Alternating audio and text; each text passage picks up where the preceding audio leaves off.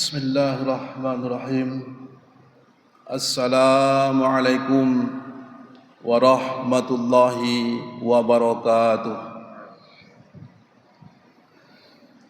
Alhamdulillahilladzi arsala rasulahu bil huda wa dinil haqq liyudhhirahu 'alad dini kullihi walau karihal musyrikun. Ashhadu an la ilaha illallah wahdahu la syarikalah wa ashhadu anna Muhammadan abduhu wa rasuluh. Allahumma salli wa sallim wa barik ala Muhammad wa ala alihi wa ashabihi ajma'in. Bapak-bapak, ibu-ibu, saudara dan saudari jamaah salat zuhur yang dirahmati Allah Subhanahu wa taala. Mari kita senantiasa meningkatkan rasa syukur kita kepada Allah Subhanahu wa taala atas segala limpahan rahmat dan karunia yang Allah berikan kepada kita. Alhamdulillah, pada siang hari yang berbahagia ini Allah Subhanahu wa taala masih memberikan kita kesehatan. Allah Subhanahu wa taala masih memberikan kita kesempatan, sehingga dengan nikmat-nikmat itulah akhirnya sampai kita di masjid yang kita banggakan ini dalam rangka beribadah kepada Allah Subhanahu wa taala, yaitu melaksanakan salat zuhur secara berjamaah. Mudah-mudahan apa yang kita lakukan hari ini membuktikan bahwa kita benar-benar bersyukur atas nikmat Allah Subhanahu wa taala. Kemudian mari kita berselawat kepada Nabi kita Muhammad Rasulullah sallallahu alaihi wasallam yang selalu kita iringi dengan bacaan Allahumma salli ala Muhammad wa ala ali Muhammad. Mari kita jadikan Rasulullah sallallahu alaihi wasallam sebagai uswatun hasanah bagi kita, sebagai contoh suri tauladan yang baik bagi kita dalam menjalankan segala aktivitas kehidupan kita, baik itu yang menyangkut ibadah kepada Allah Subhanahu wa taala ataupun yang berkaitan dengan hubungan sesama manusia. Semoga kita tetap istiqomah menjalankan sunnah-sunnah Nabi kita Muhammad Rasulullah sallallahu alaihi wasallam.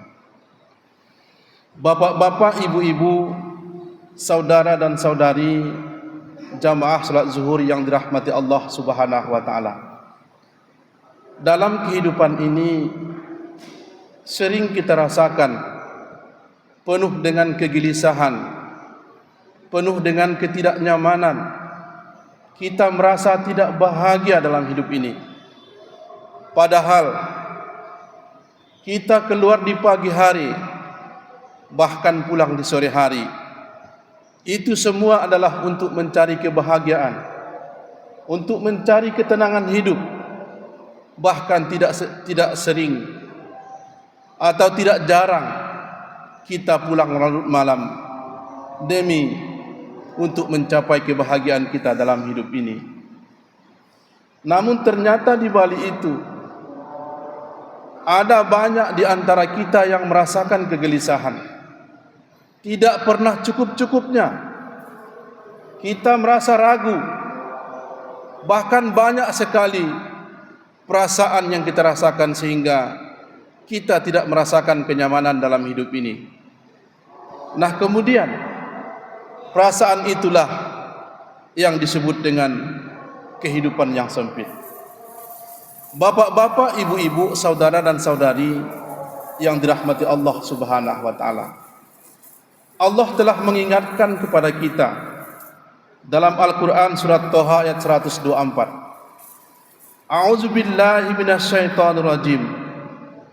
Wa man aqrada an zikri fa inna lahu ma'isyatan dongka wa nahsaruhu yaumal qiyamati a'ma.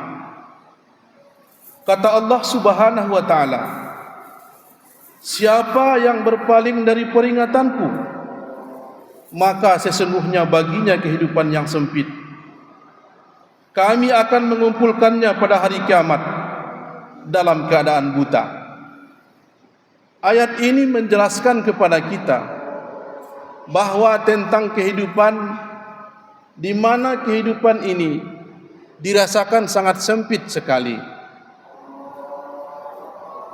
Kata siapa yang berpaling dari peringatanku, kata Allah Subhanahu wa taala, telah ditafsirkan oleh Ibnu Katsir bahwa kata ini beliau katakan bahwa orang yang berpaling dari peringatan Allah Subhanahu wa taala adalah mereka yang menantang perintah Allah Subhanahu wa taala. Mereka yang tidak mau mengikuti ajaran agama yang disampaikan Allah Subhanahu wa taala kepada para rasul dan para nabi. Bahkan mereka mengambil jalan yang lain daripada apa yang diajarkan itu. Maka kemudian karena mereka tidak mau melaksanakan perintah Allah Subhanahu wa taala, maka Allah Subhanahu wa taala memberikan kepada mereka kehidupan yang sempit. Para ulama banyak mendefinisikan tentang kehidupan yang sempit dalam ayat ini. Misalnya saja, Ibnu Katsir mengatakan kehidupan yang sempit dalam ayat ini bukanlah mereka tidak mampu menggapai, bukan tidak mau mencapai atau tidak dapat apa yang mereka inginkan. Mereka dapat, mereka memperoleh apa yang mereka keinginkan dalam hidup ini. Mereka punya kebun, mereka punya rumah yang bagus, mereka punya kendaraan yang mewah, bahkan makanan-makanan yang mereka sukai mereka dapat. Tetapi dalam kehidupan yang bersamaan mereka tidak merasakan ketenangan, mereka tidak merasakan kenyamanan, mereka tidak merasakan kebahagiaan dalam hidup mereka. Secara zahir mereka kelihatan cukup, namun inilah yang disebut oleh Ali bin Abi Thalib bahwa hidup yang sempit ini adalah hidup yang sengsara. Sesungguhnya sengsaralah kita ketika kita jatuh pada golongan atau kehidupan yang seperti ini. Bapak-bapak, saudara-saudara, ibu-ibu dan saudari yang dirahmati Allah Subhanahu wa taala, kehidupan yang sempit ini juga didefinisikan oleh para ulama bahwa mereka diberikan rezeki oleh Allah Subhanahu wa taala. Rezeki yang banyak, tetapi rezeki yang Allah berikan kepadanya tidak menghantarkannya untuk taat beribadah kepada Allah Subhanahu wa taala. Bahkan sebaliknya, rezeki itu membawanya untuk semakin mencintai kemaksiatan, mencintai perjudian, mencintai perzinaan dan segala macam kemaksiatan yang ia lakukan ketika ia mendapat rezeki dari Allah Subhanahu wa taala. Tidak sampai di situ saja. Kehidupan yang sempit ini didefinisikan oleh ulama bahwa ketika seseorang yang tidak mau melaksanakan perintah Allah Subhanahu wa taala meninggal dunia, maka di dalam kubur juga mereka mendapatkan kehidupan yang sempit. Mereka dihimpit oleh tanah, tulang belulangnya berantakan. Bahkan ketika mereka berada dalam kubur itu, dia didatangi oleh ular yang sangat besar. Ular itu bahkan ekornya 99, dan setiap ekor itu terdiri dari 7 kepala, dan itulah yang mengazab dan menyiksanya sampai hari kiamat datang. Bapak-bapak, ibu-ibu, saudara dan saudari yang dirahmati Allah Subhanahu wa taala, di atas dunia ini ketika kita menantang perintah Allah Subhanahu wa taala, maka kita akan didatangi oleh kehidupan yang sempit itu. Tidak di dunia saja, bahkan sampai ketika kita dalam kubur, kehidupan yang sempit itu juga akan mendatangi kita. Dan kemudian nanti dari kiamat Allah Subhanahu wa taala menjelaskan, kami akan mengumpulkannya pada hari kiamat dalam keadaan buta. Sudahlah di dunia kita tidak merasakan kenyamanan, kita hanya mendapatkan kegelisahan. Kemudian dikubur kita disiksa oleh siksaan yang luar biasa. Nanti di akhirat Allah Subhanahu wa taala kumpulkan kita dalam keadaan buta. Orang yang melaksanakan, orang yang tidak mau melaksanakan perintah Allah Subhanahu wa taala, maka nanti di akhirat mereka dikumpulkan dalam keadaan buta. Bapak-bapak, ibu-ibu, saudara dan saudari jamaah salat zuhur yang dirahmati Allah Subhanahu wa taala. Begitulah janji Allah Subhanahu wa taala. Ketika kita berpaling daripada perintah Allah Subhanahu wa taala, nanti di akhirat mata kita yang hari ini terang, kita melihat yang indah, kita melihat ciptaan Allah Subhanahu wa taala pada hari ini, di akhirat ini sudah ditutup oleh Allah Subhanahu wa taala. Bahkan mereka yang buta yang dikumpulkan oleh Allah Subhanahu wa taala bertanya kepada Allah, qala rabbi lima hasyartani a'ma wa qad kuntu basira.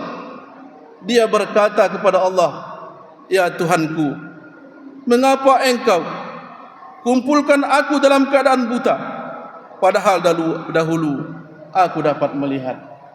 Orang yang sudah dibutakan oleh Allah Subhanahu wa taala, mereka bertanya, ya Allah, kenapa mataku ini buta? Dulu aku bisa melihat.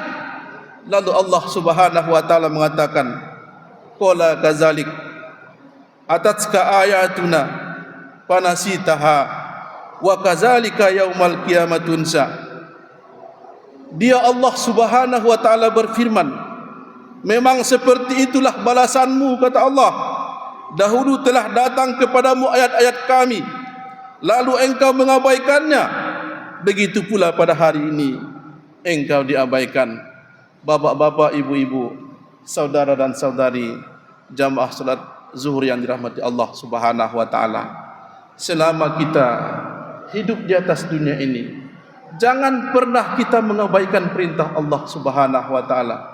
Sungguh sangat sedih sekali, sangat pilu sekali ketika nanti di akhirat kita dalam keadaan buta. Mata kita yang selama ini kita banggakan yang dapat melihat, hati kita, telinga kita, bahkan semua anggota tubuh kita yang kita harapkan bisa membantu kita di akhirat, maka ketika itu semuanya tidak bisa membantu kita. Bahkan ketika itu hati kita tertutup, mata kita buta, Allah Subhanahu wa taala tidak lagi peduli kepada kita, karena selama hidup di atas dunia ini kita tidak pernah peduli terhadap perintah Allah Subhanahu wa taala. Maka dari itu, bapak-bapak, ibu-ibu, saudara dan saudari jamaah salat zuhur yang dirahmati Allah Subhanahu wa taala, selagi masih diberikan Allah kesempatan untuk kembali kepada jalan yang benar, mari kita merubah sikap, mari kita kembali ke jalan Allah Subhanahu wa taala.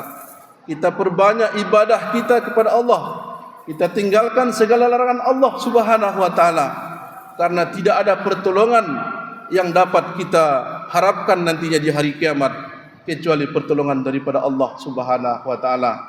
Maka kita basahi lidah kita, kita basahi bibir kita dengan banyak berzikir kepada Allah Subhanahu wa taala, mengucapkan kalimat-kalimat yang memuji Allah Subhanahu wa taala. Kemudian mari kita perbanyak solat.